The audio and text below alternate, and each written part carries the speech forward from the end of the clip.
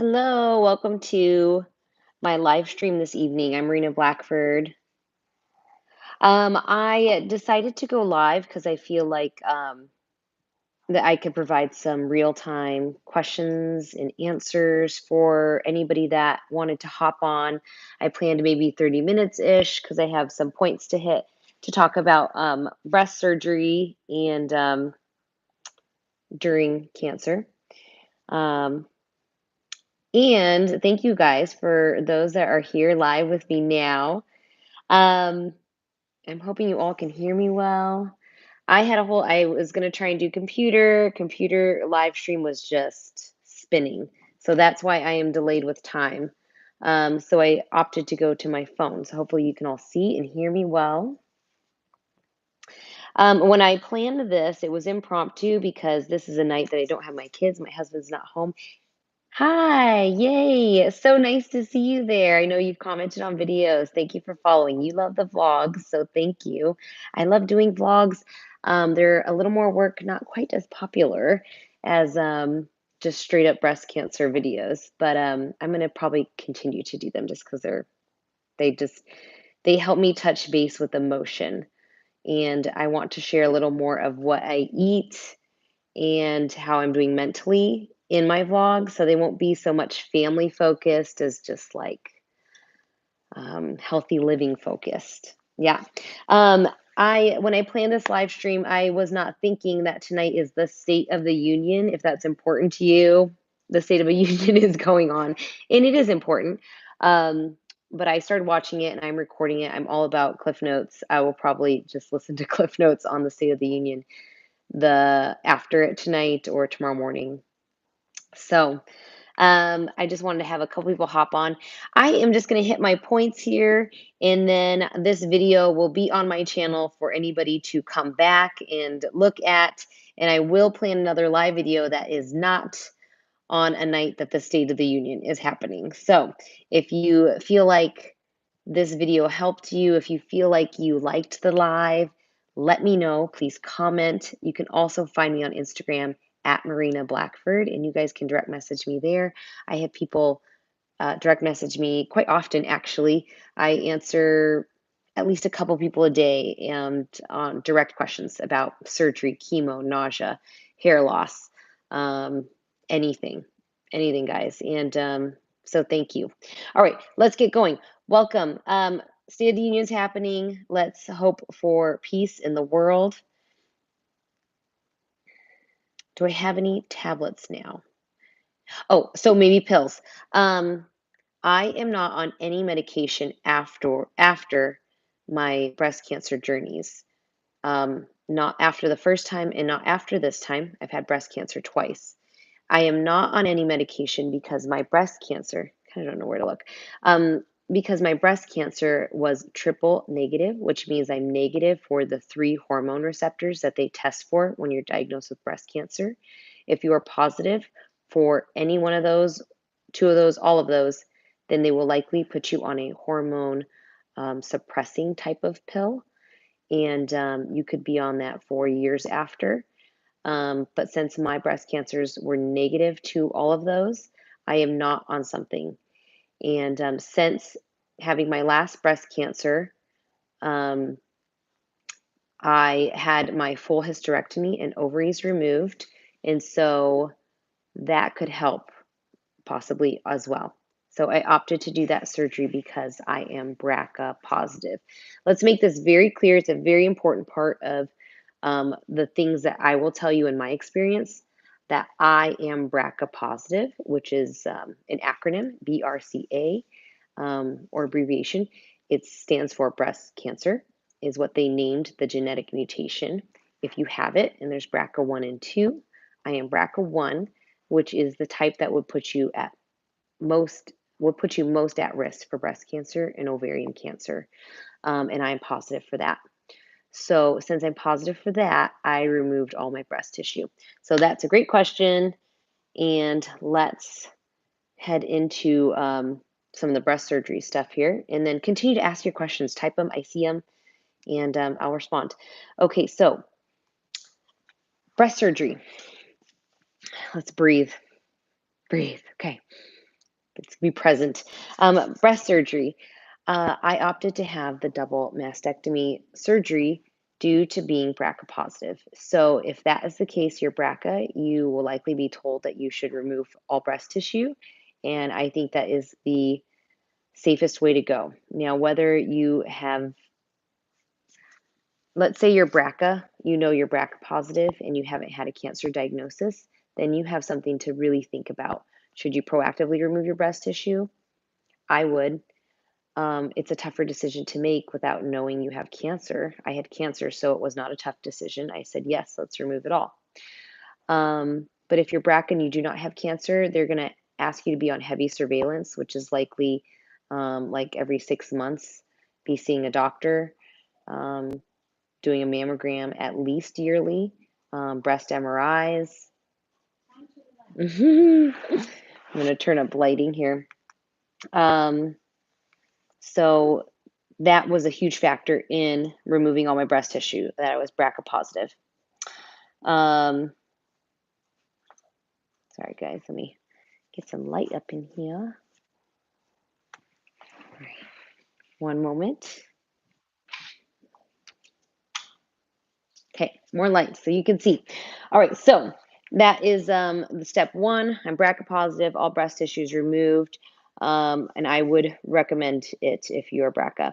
Now, let's say you are not BRCA positive. Let me look at your comment here.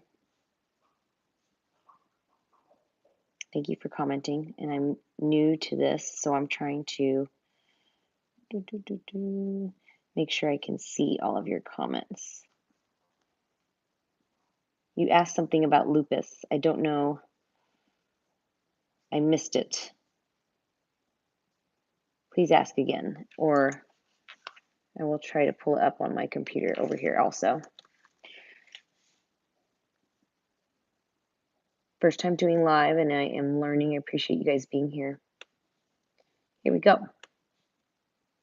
All right.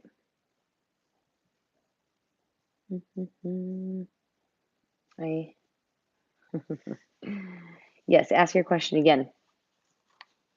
All right, let me continue for a second on my thought about having a mastectomy or not.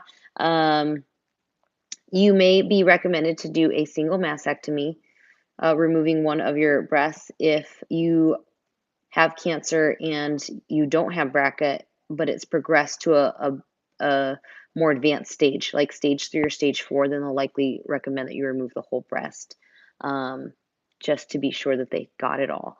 So that could happen. Double mastectomy, you will be given the option of nipple sparing, keeping your nipples, or removing the nipples. I think it's more common to actually remove the nipples.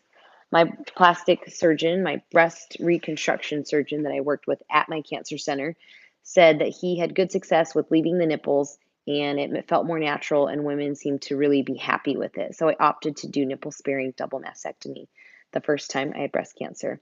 Would I do it again? Okay, I am not familiar with lupus. It is, so I can't answer your question on that, Jade. I am sorry. I have diagnosed September. I can't answer that question.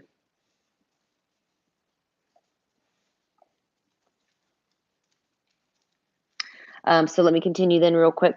I see another comment on the hormones. Let me finish the thoughts and then keep throwing out the comments. If I can answer it, I will. If I can't answer it, I can't answer it. Nipple sparing. My surgeon gave me the option to do it. And you know what? I did nipple sparing double mastectomy the first time I had breast cancer. I was 31. So I'm young. And I guess I opted to do it because he said he had great success with it. It helped with the transition. And it really did. It made me feel like I still had my own boobs, being able to see that. Would I do it again? To be honest, I don't know if I would keep them, guys. Because about 3 years after that, there was a small lump at the edge of the nipple, very small. We ultrasounded it, couldn't see anything. The only way to be sure was to biopsy, and we did. Oh, well, thank you. I'm glad my channel is helping you stay positive. The best way to know what any lumps are to always biopsy.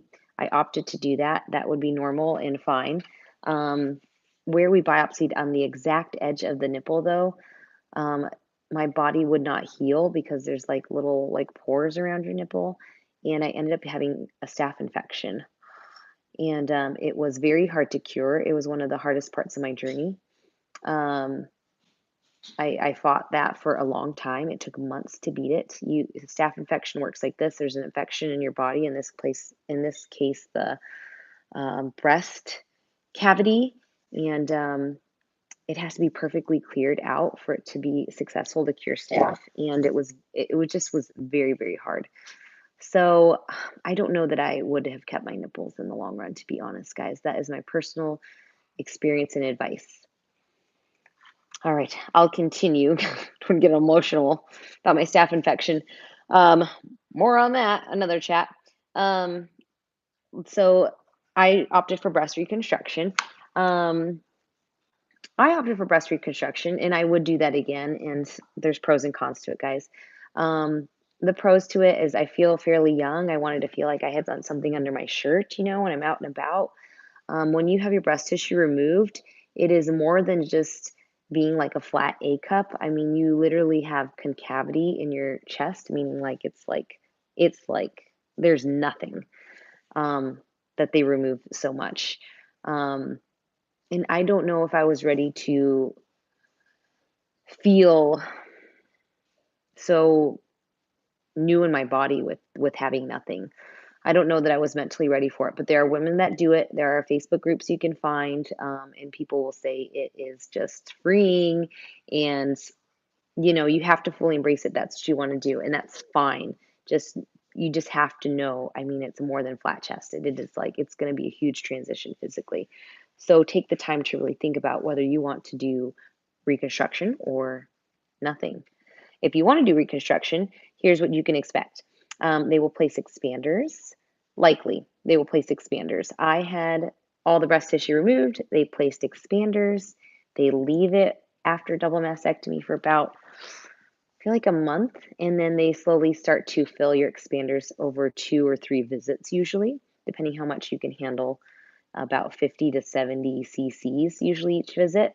They'll tell you to take ibuprofen to help, and your body's skin is restretching out to the size that they'll want to place the implant.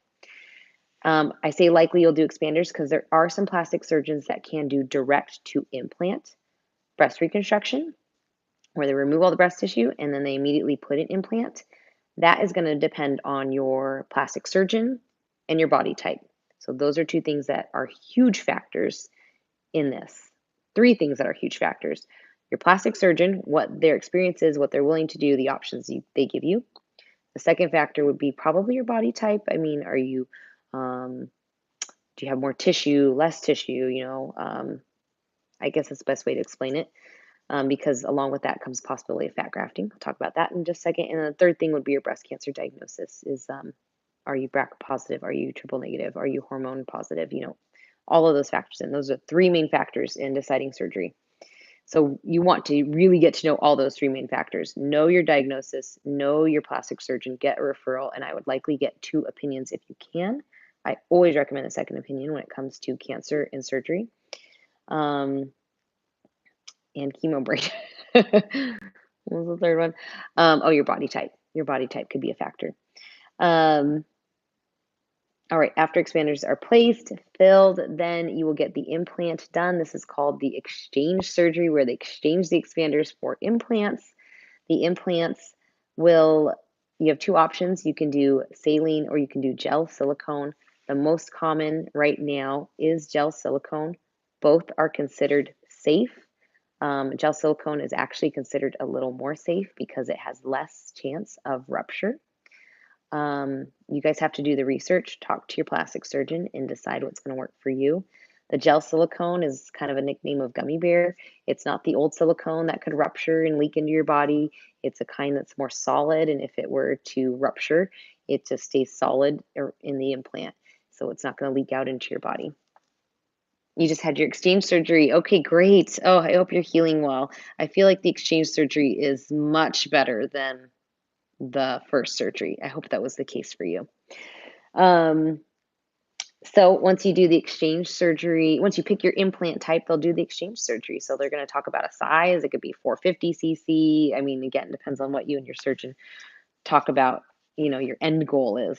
Make sure you really talk about that. I have a cousin that had a proactive, I don't know if the word, she's a previvor surgery and was not happy with her results of plastic surgery and ended up having to find a new surgeon and redo things. And it was quite a process for her. So make sure you discuss your goals. Yes. Yes. Good. Yeah. Having the first surgery, having all the breast tissue removed is harder than the exchange surgery. The exchange surgery is you've already gone through honestly, some of the pain, the discomfort. You've gotten used to moving your arms again, which is a total thing. Um, I should probably talk about that, maybe a little bit what to expect post-op. But I'll continue my notes so I can get this done here. Another thing to talk about talk about with your surgeon is it going to be over the muscle or under the muscle? I'm wearing a shirt that you can't quite tell here, but I have two different ones. Think. Try to remember. I've had so many had so many surgeries. My plastic surgeon initially did under the muscle because it looked more smooth here to do under. The problem is when you flex, you could see the muscle flexing, and that was kind of weird. So by the time we got to doing reconstruction on this breast that had the staph infection, so this breast has had a lot of implants placed and removed, he went over the muscle because now it wasn't about the smoothness of how it looked. He didn't want that feeling of like your chest pulsing the muscle. So now they mostly do over the muscle, so you don't get that weird flex look if you were to like flex. If y'all were to flex. Okay. Um interject humor. It's not in my notes. It's in my personality.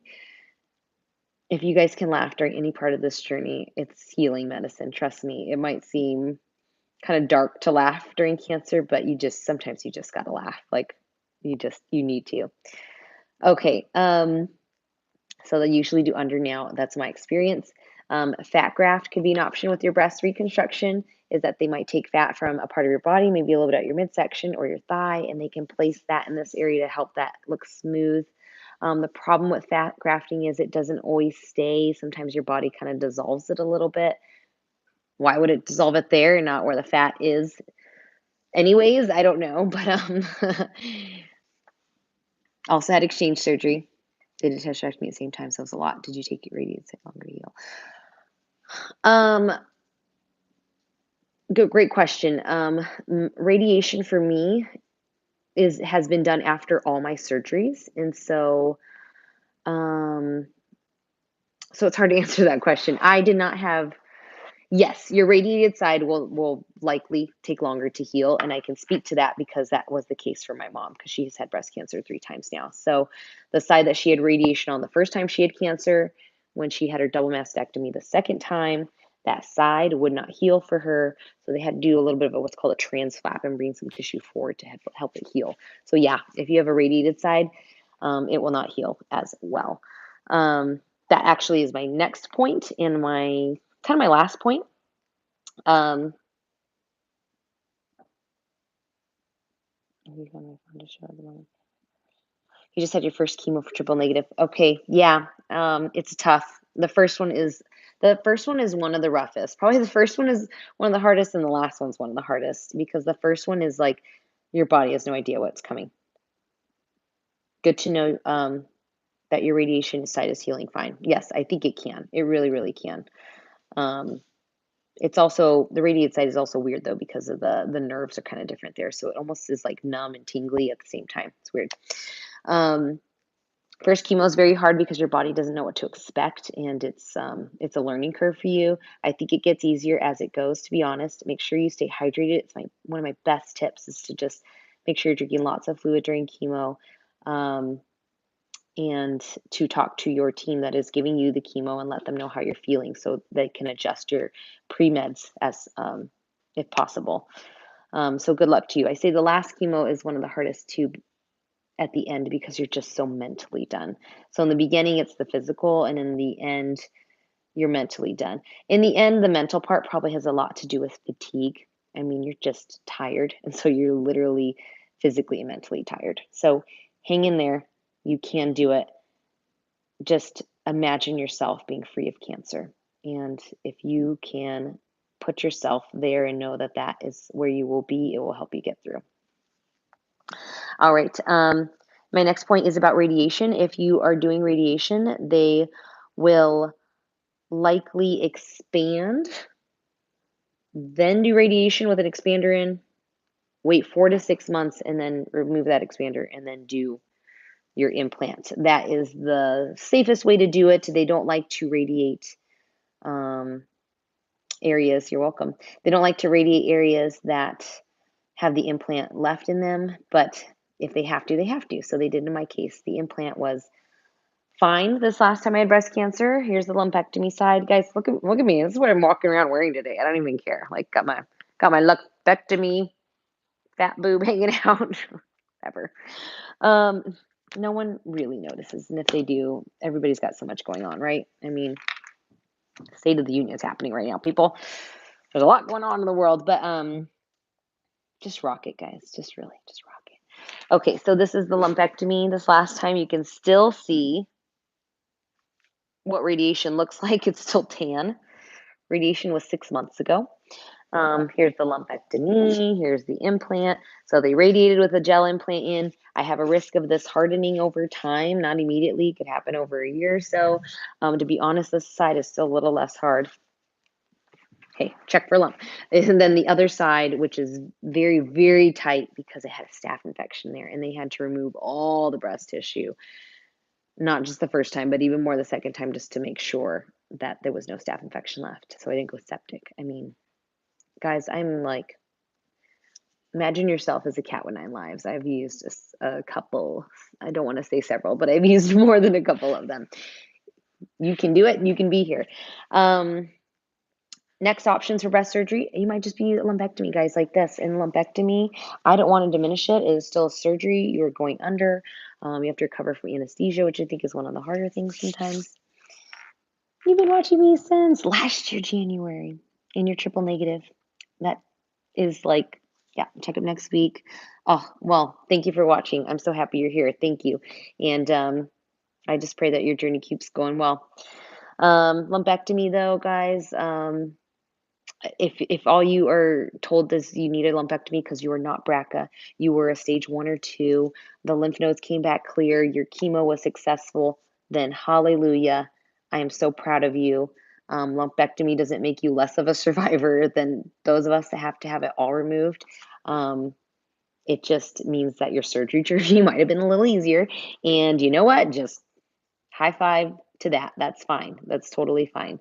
Sometimes we feel like we need to wear these like survivor badges during this, and don't compare. I love this motto. I live by this motto because we're in an age of hi. Thank you for being here. We live in an age of comparison and social media. I want to use social media as a platform to connect and help people, including myself. So here's the quote, guys. Comparison is the death of joy. Do not compare yourself to others, what they have, what you don't have. Just try to use it to inspire, to lift you up. Hello, Pink Sister. Because that is what that's what my channel is all about. I am here to answer questions, help you, lift people up, show you my cute kids from time to time. And I just hope this helps. I'm so thankful for you guys hopping on here live. I didn't have a lot of people. Thank you. Sending love to you. Probably because there's a State of the Union happening, but this was kind of fun, and I would like to do this again. So I will definitely post and plan to do this again for you all. Think of your questions. You can comment below. Right? Amen. Don't worry about missing the start. This video should post to the channel so you can go back and just go to a spot that might help you. My outline for this video was all about breast surgery. So what I've had done, what you may have done, your options, and I hope it helped some of you. I promised doing a breast surgery video, and I thought, why not just do it live instead of my, nice edit. all I can say is I'm just thankful for you guys. So make sure you subscribe, like, share this video, my channel, with anybody that might need it, because there are a lot of people out there fighting cancer. With that, I'm going to send you peace and love, and I hope to see you all in the next video. Bye, guys.